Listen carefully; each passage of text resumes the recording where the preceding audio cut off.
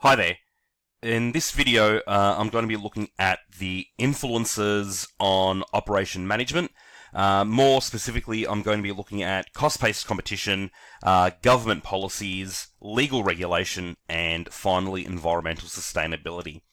So firstly, looking at cost-based competition. Now, in finance, in the preliminary course, you would have looked at something relating to break even in the forecasting syllabus dot point of the business planning unit. So in order for cost-based competition to be an effective way for operations management to work, basically, they need to determine the break-even point. And then find ways to create cost advantages over their competitors.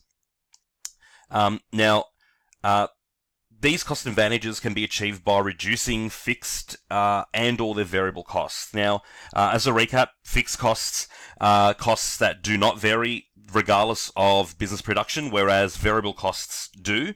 There are a number of ways of reducing these costs, and by doing so, it actually shifts the break-even point a bit further down the scale of the products that need to be sold in order to offset their costs. And by doing so, it means that they then have that cost advantage over their competitors because they're able to lower their costs, therefore, hopefully, lower their prices that they're going to be charging their consumers as well. So the reason this is an influence on operations management is because if competitors are doing this, then it means that the other, the business in question needs to alter its operations strategies or its operations management in order to find ways to either maintain that competitive advantage, or try and compete with the competitor based on cost. We also have government policies as an influence on operations management. Now, everyone, businesses, individuals, operate in a political legal environment, meaning that the government and the law really dictates, basically everything you can and cannot do. Whilst we still operate in a free market and a free economy, there are still some parameters. Now, the reason this is an influence on operations management is because changes in government policies mean that policies also change, and those policies then have an effect on businesses, on operations. So some examples of this would be taxation rates, WHS, industrial relations or IR, environmental policies. Now, while things like tax rates and WHS, industrial relations may not seem explicitly related to operations management, they really are, because they then come into the whole idea of cost minimization. If the latest WHS rules say that a certain procedure must now be followed, that means that then costs go up, then the operations management really does also need to find a way of reducing costs somewhere else in order to maintain their competitiveness when it comes to cost. In terms of legal regulation, a business must abide by all relevant laws. Now, this is known as compliance. Okay, they need to comply.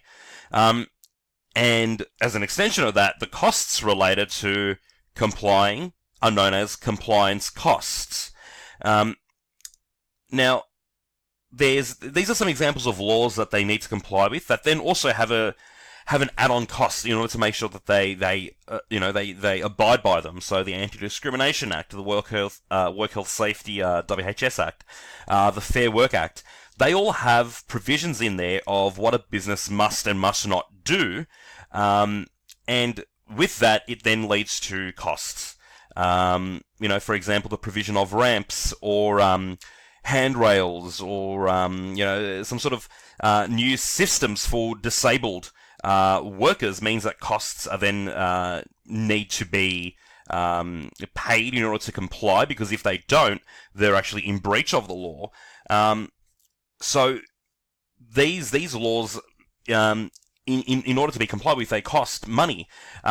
So the operations function then needs to also find a way to reduce costs elsewhere to maintain competitiveness. And finally, we look at environmental sustainability. Now, a business should operate by consuming resources today without compromising access to those resources for future generations. That, in a nutshell, is the definition of environmental sustainability. Now, consumers today are very attuned to environmental protection. And they know, consumers, they know when businesses do and do not act environmentally sustainably. And they choose to then shop with their feet. Meaning that if there's a business they know is not being environmentally sustainable, then they may choose to not shop there, which then leads to issues in the operations function, then leading to loss of revenue. Now, one way that this influences the operations function, other than also being costs to make sure that they are actively acting in an environmentally sustainable way, is if they can find a way to reduce waste. Okay, waste is money. If they can find a way to reduce waste through an example like recycling, reusing water, metal, paper, cardboard, glass, whatever it may be, it allows the business to actually then reduce costs. Okay, they don't have to then pay for it to be disposed of. They may not need to pay for new inputs if they can just reuse the same ones from before. And it reduces costs, and it also reduces their carbon footprint, which then goes a long way in showing consumers as well that they are operating in an environmentally sustainable way. So it really is a win-win for businesses in that way as well. So I hope that this brief video has helped you with the influences on operations management, specifically cost-based competition, government policies, legal regulation, and environmental sustainability. The next video in this HSC operations series is the final dot point in the influences on operations management section, and it's looking at corporate social responsibility. Thank you.